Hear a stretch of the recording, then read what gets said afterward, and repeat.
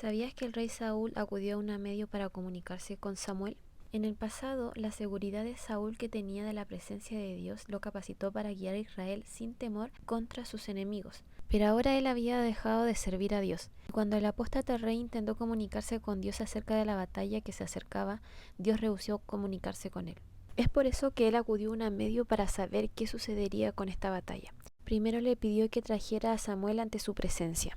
Durante el trance, la medio le informó que vio un espíritu ascender de la tierra.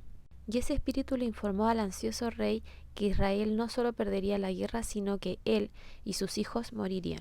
Al final la predicción se cumplió, pero ¿era acaso realmente el espíritu de Samuel quien había hecho esta predicción? ¿Cómo podría una medium condenada por Dios tener poder sobre el espíritu de Samuel, el profeta de Dios? ¿Y de dónde vino Samuel? Si no fue por el espíritu de Samuel el que habló a Saúl, ¿quién era? Veamos qué dice la Biblia con respecto a la muerte.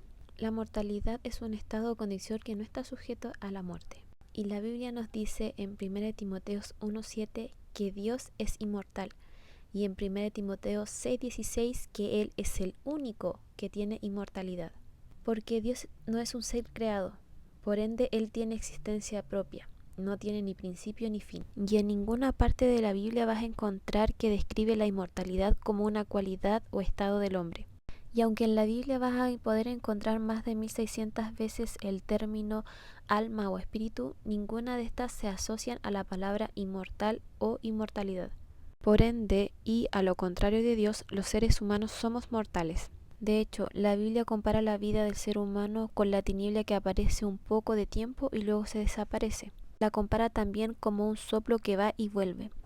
Otra comparación que hace Job 14:2, que sale como la flor y es cortado, y huye como la sombra y no permanece. Así que podemos ver que la Biblia es muy clara y tiene una diferencia muy marcada entre Dios y el hombre. Dios, por un lado, es infinito y nosotros finitos. Dios, por un lado, es inmortal y nosotros somos mortales. Dios es eterno y nosotros somos transitorios. Esta es la condición que tenemos después del pecado. En la creación, cuando Dios formó al hombre del polvo de la tierra, Él sopló en su nariz aliento de vida, y fue el hombre un ser viviente.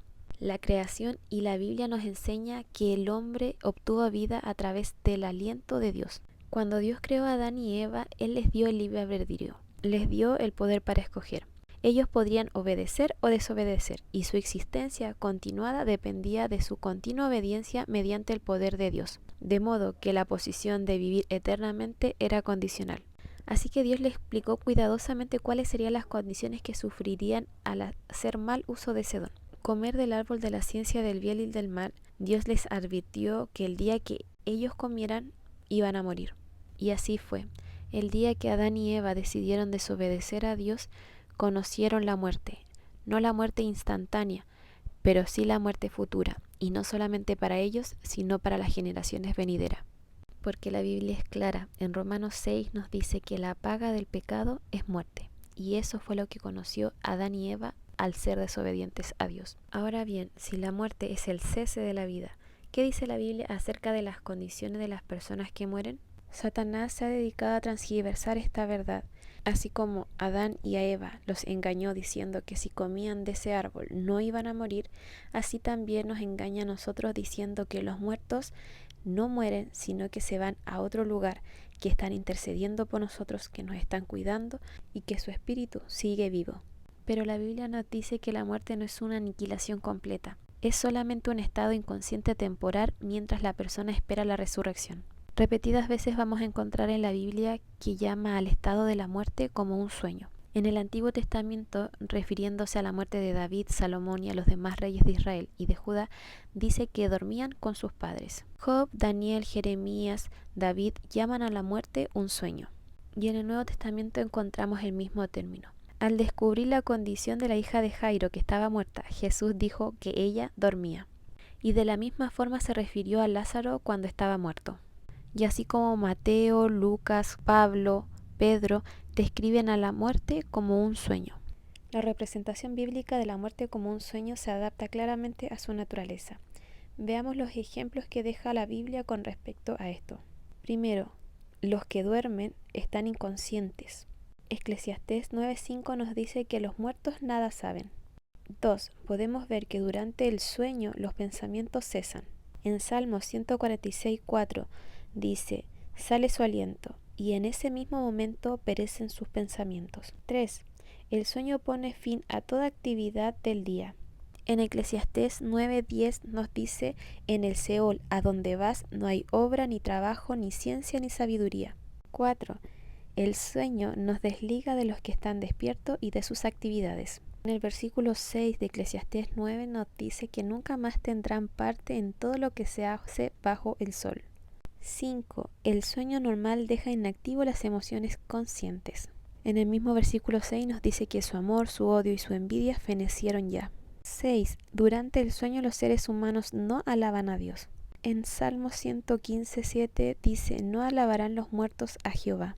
7. El sueño anticipa un despertar. En Juan 5:28 al 29 dice que vendrá la hora cuando todos los que están en el sepulcro oirán su voz, y los que hicieron lo bueno saldrán a resurrección de vida. La Biblia también nos dice que las personas vuelven al polvo, y para poder comprender lo que le sucede a una persona cuando muere, debemos comprender su naturaleza.